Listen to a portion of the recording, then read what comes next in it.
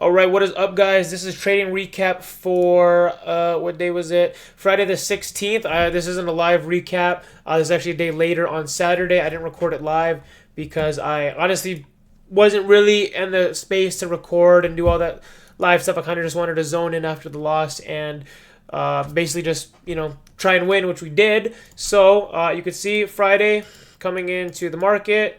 What did we have? We had Asia basically accumulate and then London manipulated, okay? We did not come to these hourly highs or take them out, nor did we on ES, I believe. I could be wrong. Let me see. Yeah, ES was actually really weird. Nor did we on ES.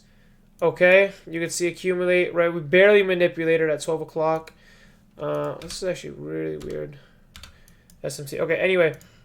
So I did trade NQ. So what did I see, right? So coming in the market, we manipulated above. Cool. And this was 6 o'clock when the market opened. So, which one's 6:30? So 6:15. Okay, I'm seeing price. Okay, we're coming through.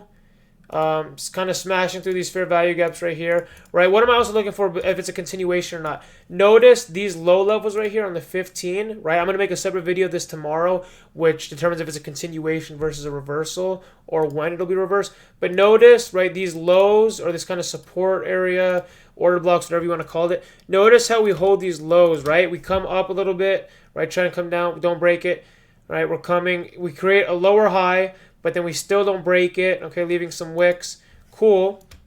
Then what do? We kind of shoot up right before market opens. Okay, 6:15. Don't take out this high, right? What is this? This is Asia high, or London high, sorry.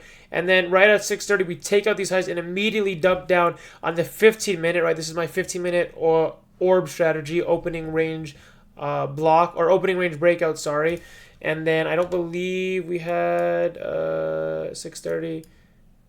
Yes, we did actually. We had an SMT, so ES did not take out London highs. New York did, right? Because this is London highs. Cool. And then I go to the 15-minute, and what do I see on the 15-minute? I see these lows, right? So right around here. What do we get? We get a change in the state of delivery or break of structure.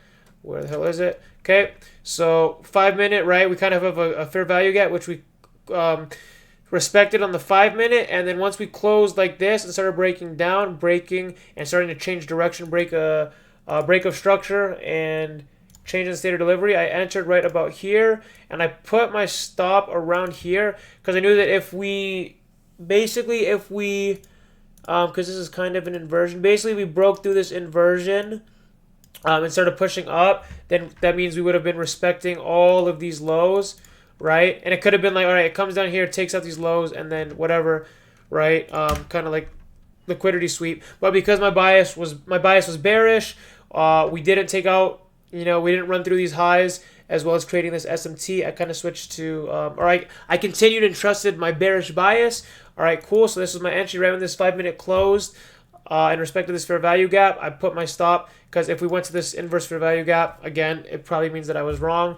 And then as soon as we kind of hit right here, this break of structure and change in the state of delivery, I was like, all right, cool for shorts.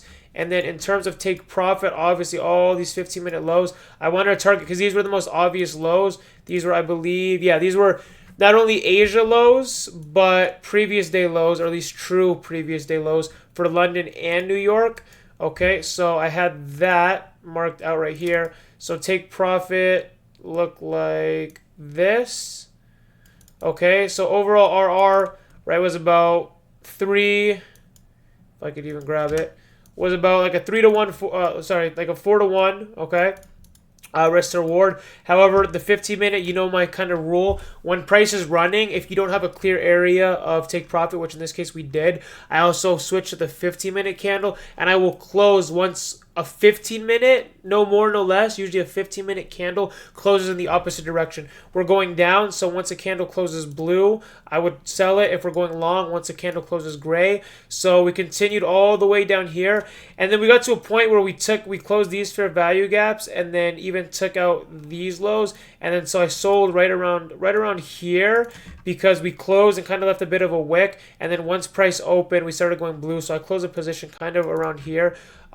Just because we just took all these lows, and I didn't really CS taking all these lows here and here. So I just kind of closed it here because at that point it was already what? That's like, yeah, 5 RR, and I already made, the money back that I lost yesterday and then some.